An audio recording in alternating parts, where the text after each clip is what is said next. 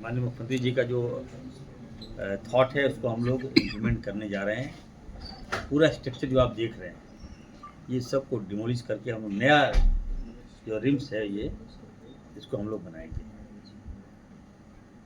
और बेहतर से बेहतर करेंगे और सुविधा देंगे।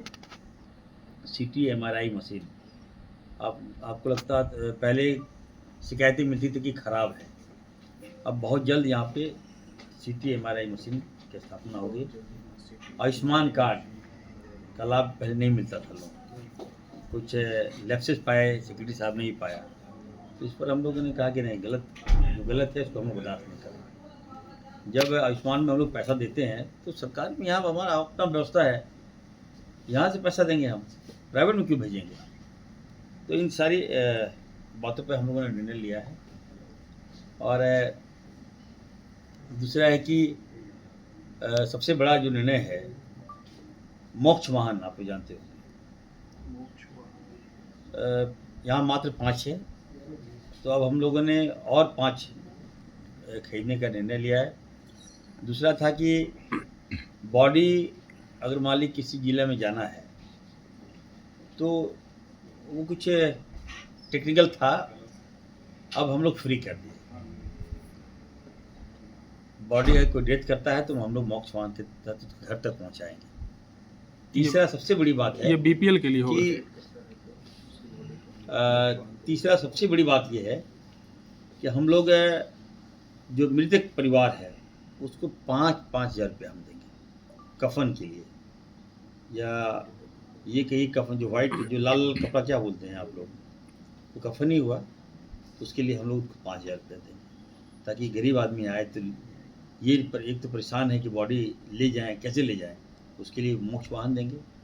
और क्रियाक्रम के लिए हम लोग, हमारी सरकार, हम 5 हज़ार रुपये उसको छोड़ देंगे। ये महत्वपूर्ण फैसला हमने जीवन में लिया है। तरह तरह के देखिए, जितना ओपीडी सेंटर, अब ओपीडी 6 बजे तक हम खोलेंगे, ठीक है। इमरजेंसी में हमने बेड बढ़ाने का काम किया है और बहुत सा प्रस्ताव है। अगर आप लोगों को कुछ क्वेरी है तो बताइए। सर, चिकित्सकों की प्रोन्नति का भी प्रस्ताव था, उस पर क्या कुछ हुई?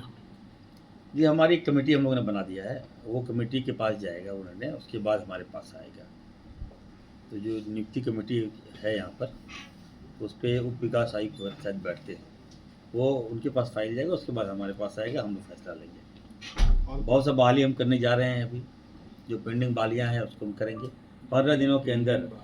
अभी जो रिम्स का देखभाल जो करेगा, अभी ओटी वगैरह का भी हम लोग बहाली देने जा रहे हैं।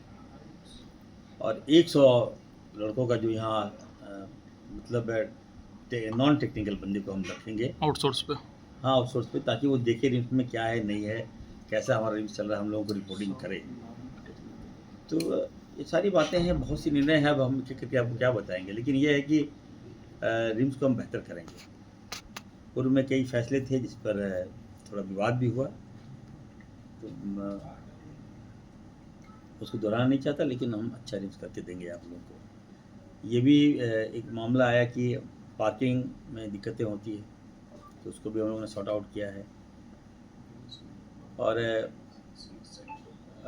पार्किंग में कुछ है कि पैसा वसूलते हैं लोग, उस पर सख्ती से हम लोग उसको स्टेप लेंगे। तीसरा है कि जो यहाँ पे मेन पावर की कमी है, वो सिक्योरिटी गार्ड जो है, चौकीदार लोग हैं, तो उससे कई बार शिकायतें मिलती थी हम लोगों को कि चौकीदार है, काम नहीं कर रहा है, ये है, वो है। तो उसके 380 हमारे सिक्योरिटी गार्ड हैं, चौकीदार गार्ड हैं। अब हम लोग उसको हाफ करेंगे और हाफ हम लोग आउटसोर्स में लेंगे। हम बेहतर करना चाहते हैं। हमारे पास यहाँ कोई लैप्सेस की कोई गुंजाइश नहीं है। हॉस्पिटल का मतलब होता है कि बेहतर सेवा, और हम बेहतर से बेहतर सेवा, हम निर्णय ठान लिया है और हम बेहतर से बेहतर हम सेवा देंगे, जो हमको करना पड़ेगा। हम सारा जो मशीन है हमारे पास, लैब है, पैथोलॉजिकल लैब है, सब हाईटेक होगा। ऑर्थो जो है हमारा हॉस्पिटल, उसको हम हाईटेक करेंगे। एआई टेक्नोलॉजी हमने कहा है, ऑर्डर दिया है मैंने, एकदम टोटली एआई होगा। और रोबोटिक जो होता है मशीन, हम रिम्स को देने जा रहे हैं। सीटी एमआरआई तो हो ही गया, तो एक प्रयास है, थोड़ा सा समय दीजिए। पहला जीबी है, दूसरा है कि जीबी का बैठक हमको लगता है 9 महीने के बाद हुआ। जी। तो जब पहली बार मैं आया तो नहीं हुआ था जीबी का बैठक। अब हर एक महीने में हम जीबी का बैठक करेंगे। जीबी का बैठक का मतलब ये हुआ कि आप रिम्स को देखभाल अच्छी तरह से होगा, कोई दिक्कत नहीं होगा, काम हुआ नहीं हुआ, टेंडर जो प्रक्रिया है ये फास्ट होगा, मेडिसिन जो रिक्वायरमेंट है वो हमको मिलेगा, हर जो रिक्वायरमेंट है हॉस्पिटल को हम लोग उसको परचेजिंग करेंगे और फास्ट करेंगे। सर, रिम्स को डीम्ड यूनिवर्सिटी बनाने का भी एक एजेंडा था, उस पर क्या कुछ निर्णय हुआ? ये अभी ये प्रस्तावित है, हम लोगों ने निर्णय लिया है, लेकिन ये विचाराधीन मामला है। डीम्ड यूनिवर्सिटी हम बना दें और मान लीजिए कि फिर बाहर के लोगों का अधिकार इस पर हो जाए तो फिर हमारे लोग कहाँ जाएंगे। जी। हम लोग पीजी के जो स्टूडेंट हैं उसके लिए पॉलिसी लाए हैं, आपको हम यहीं पे हम नौकरी दे देंगे। रजिस्टर में हम लोग जो देख रहे थे गाइडलाइन, उसको हम लोगों ने सरलीकरण कर दिया है। अब जो पीजी के लोग चाहते हैं, यहाँ ज्वाइनिंग करना चाहते हैं, उसके लिए भी हम लोगों ने राहत देने का काम किया है। सर, एक और एजेंडा था सर, डेंटल कॉलेज में एमडीएस की पढ़ाई शुरू करनी, एमडीएस का कोर्स, लेकिन फैकल्टीज़ की भी कमी है, उस पर भी पद सृजन का कुछ मामला था। देखिए, डेंटल हॉस्पिटल बनना है और मैं पहले भी कहा हूँ कि हम बना नहीं पा रहे हैं।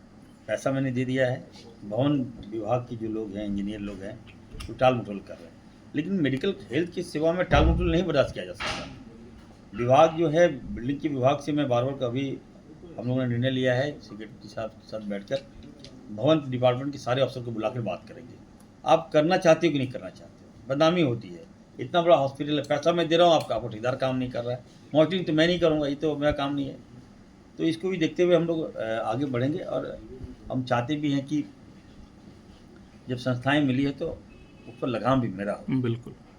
तो बिल्डिंग विभाग जो है, हम काम दे रहे हैं उसको, लेकिन बिल्डिंग विभाग से वो हमें रिस्पॉन्स नहीं मिल रहा है। अतिक्रमण की भी समस्या है, जमीन पर अतिक्रमण होता है तरीके से, कई जगह गेट बना हुआ है उसको बंद करा रहे हैं। गेट अगर बना है तो इस पर भी डिबेट हुआ है, बातें हुई है, गेट बना है सुरक्षा की दृष्टि से लेकर, लेकिन परेशानी हो रही है सर उससे, गेट के कारण एम्बुलेंस नहीं आ पा रहा है। बिल्कुल आप सही बोल रहे हैं, ये बातें मैंने उठाया था। तो मैनेजमेंट का कहना था कि अगर हम गेट खोल देंगे तो कई बार क्या होता है कि लोगों का तांता लग जाता है, गाड़ियाँ बहुत सी आ जाती है वहाँ पर, अगर सीरियस पेशेंट है तो अगर फंस गया तो वहाँ उनकी डेथ हो जाती है। वो आपको बरगला रहे हैं सर, मतलब सबसे सरल रास्ता, सरल मार्ग वही था जहाँ जाम नहीं लगती थी। अभी मेन गेट का निर्माण कार्य चल रहा है, तब तक के लिए भी अगर खोल दिया जाता उसको तो लोगों की परेशानी कम होती। नहीं, देखिए, मुझे अगर लगता है, मुझे लगेगा, आप जो बात बोल रहे हैं, मैं जाऊँगा सामने देखता हूँ। जो बातें डायरेक्टर ने मुझे बताया कि सर अगर हम गेट खोल देंगे तो गाड़ियों का फ्लो ज़्यादा हो जाता है, उनके आने से पहले दिक्कत नहीं हो रही थी सर। भीड़ ज़्यादा लग जाता है और बीच में कभी ऐसा होता है जाम लग जाता है, और जिस मरीज़ को हम लोग देखना चाहेंगे नहीं देख पाते, और मतलब जो एम्बुलेंस में जो पेशेंट आता है वो डेथ कर जा रहा है। ये भी एक कारण है, मैं दिखवा लूँगा। और दीवार तोड़ना बड़ी बात नहीं है, एक लात मारेंगे दीवार तोड़ देंगे। मैं नहीं कि उसके थोड़े साइड इफ़ेक्ट, अगर दीवार खड़ा करने क्यों खड़ा किया गया, इस पे जाने की आवश्यकता है। हम मीडिया वाले से भी कहेंगे, देखिए ये भी एक प्रस्ताव है कि बेवजह कुछ मीडिया के लोग आए दिन यहाँ आते हैं, न्यूज़ लेके चले जाते हैं।